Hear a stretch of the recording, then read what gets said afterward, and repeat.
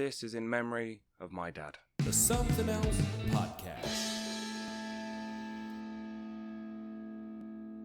Hello and welcome back to the Something Else Podcast. Now, my dad, he fought cancer twice. Sadly, the second time he wasn't able to beat it.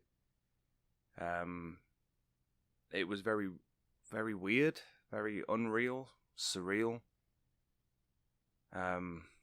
Even now, it's really weird to think that he's no longer here. He passed away after a battle with cancer, like I said, on June 21st. And yeah, it was a very weird time. I won't get into the details of it, but he was stage 4, so the worst it can be. If what I know or understand of the way it's staged is there's 4 areas of the body that you can get cancer. Blood, bone, skin and organs, I think it is.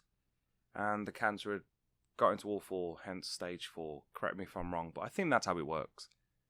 And yeah, he had aggressive chemotherapy, but nothing really changed. The tumours that were there didn't shrink, they didn't get bigger, they just remained. So when his chemotherapy sessions had stopped, he just, there was no point really. They'd done everything they can, and I think he just didn't want to go through it anymore. And within a month after stopping chemotherapy, he'd passed away. And anyone that knows me and my family, Dad was...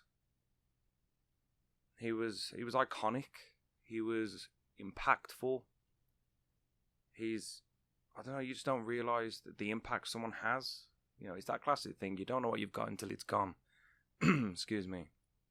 And I think it was when you start thinking of all the smaller details, the memories you have, that's when you really think, yeah, I see it now. And it was just really weird.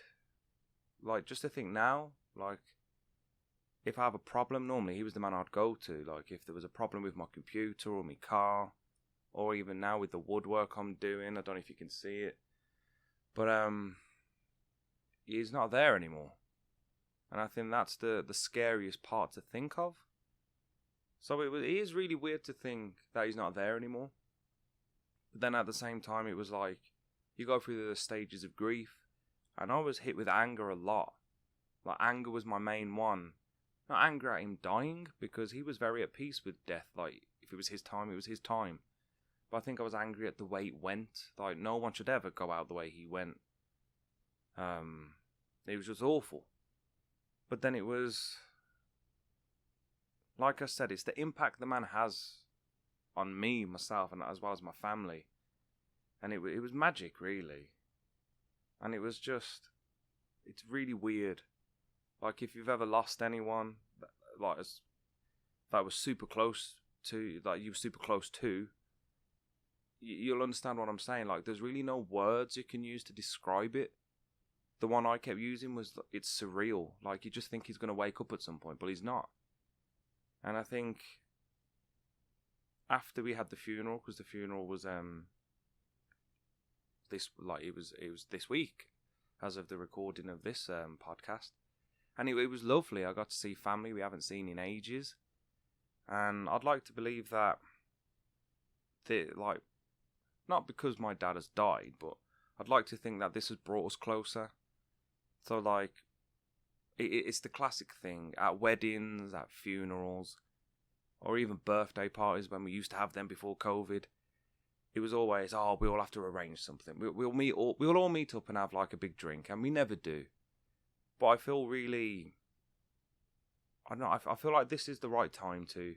Like, time is inevitable, it's infinite, yet it always seems to run out. Especially when you need it. And I think it's just made me realise so much. Like, my dad didn't believe in doing more than he should. As he called it, he had reserved energy. And I think he definitely used all that energy in the last days. Because he fought the whole thing. And it's... Yeah, he believed in do what you need to. He was a man of simple pleasures. He was a man of He did what he wanted to, essentially, you know what I mean? He was a happy man.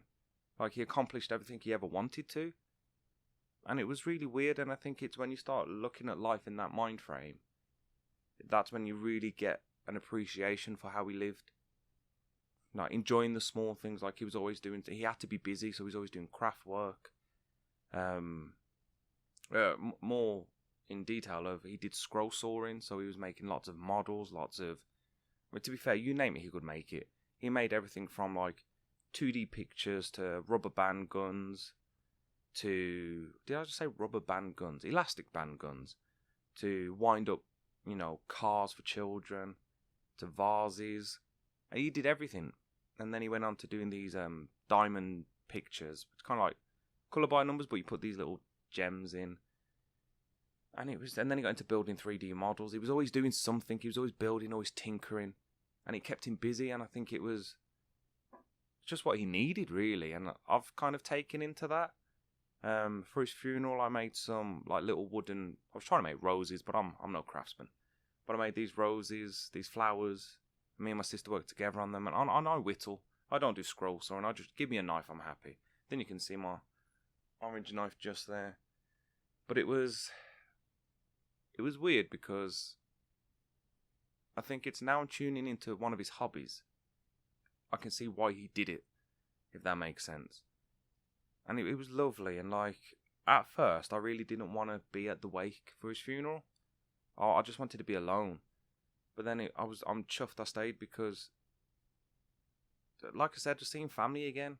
Everyone's family is different, but every family is going to have some sort of some friction.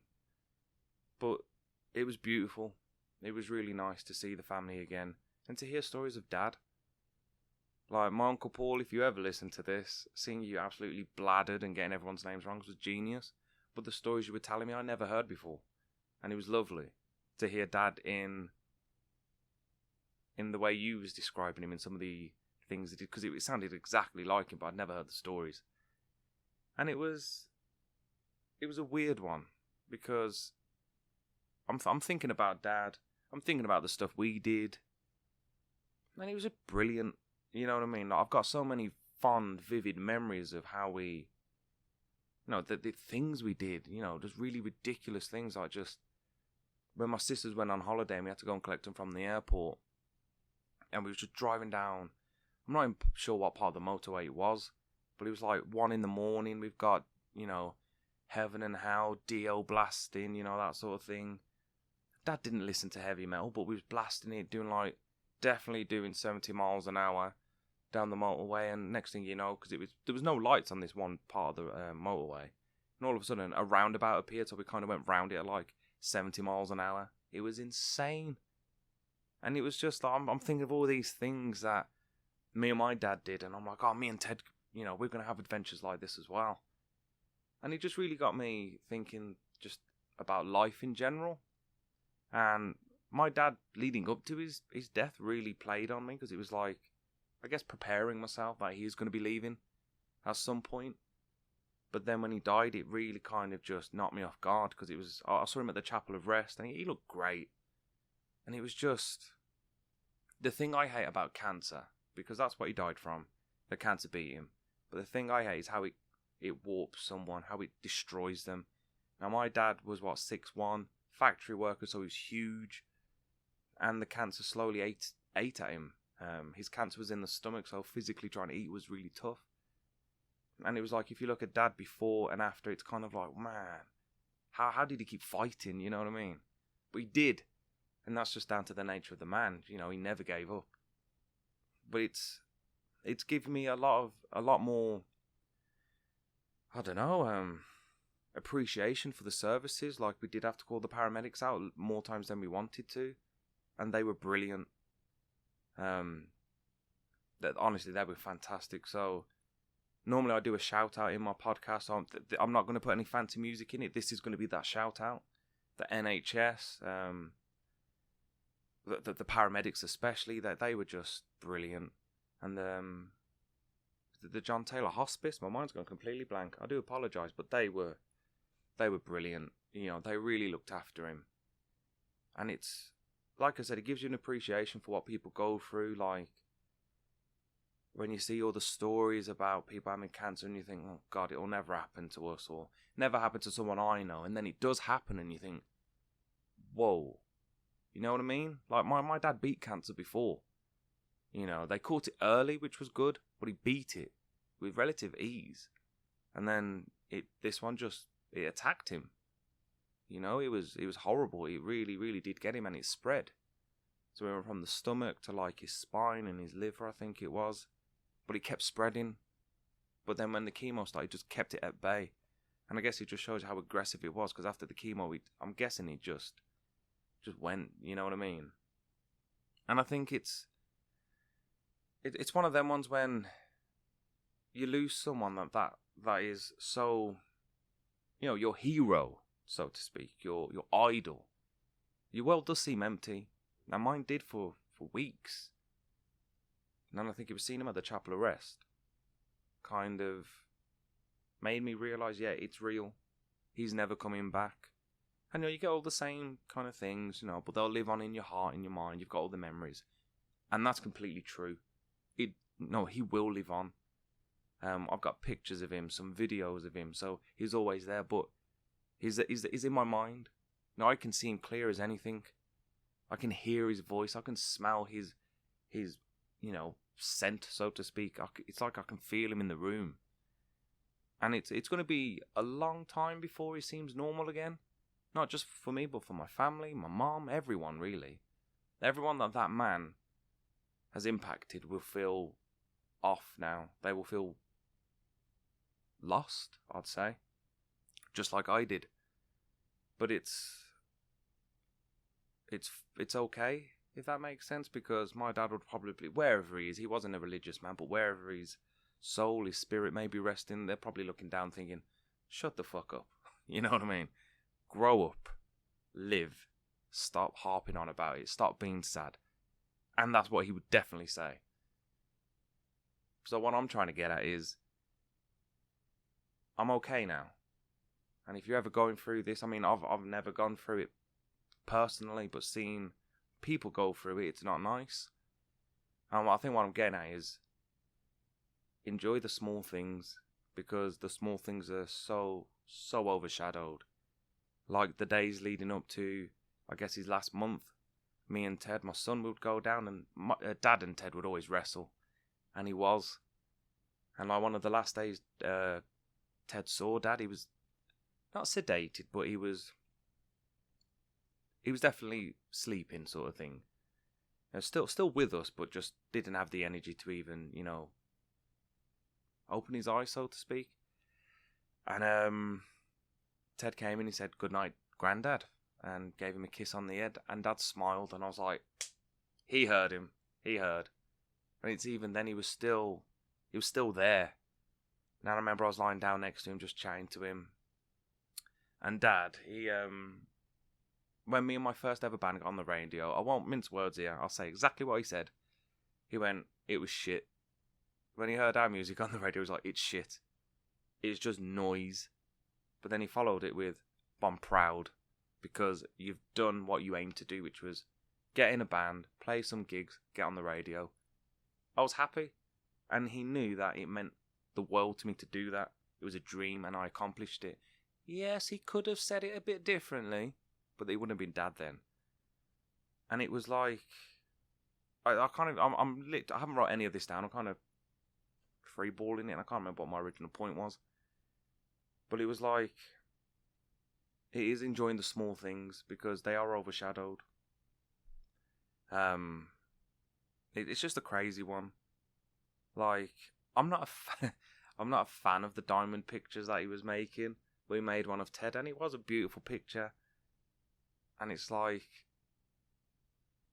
he made one for Ted, like of Ted, and he was brilliant. He was lovely. But then at the same time, I was like, ew. Okay, I'm not a fan of these things. But now it's like, I adore it because he made it for Ted. Again, a small thing. Before he passed away, he made Ted like this little 3D model train, because Ted's obsessed with trains. And he knew Ted was obsessed with trains, but he didn't tell anyone he was making it. Next thing you know, he's got this train for Ted. Ted's just in awe of it. Oh, that's what I was getting to, the music. Sorry, I'm jumping all over the place.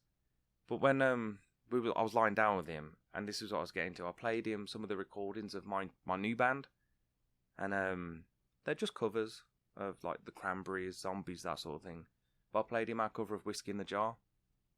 His foot started to tap.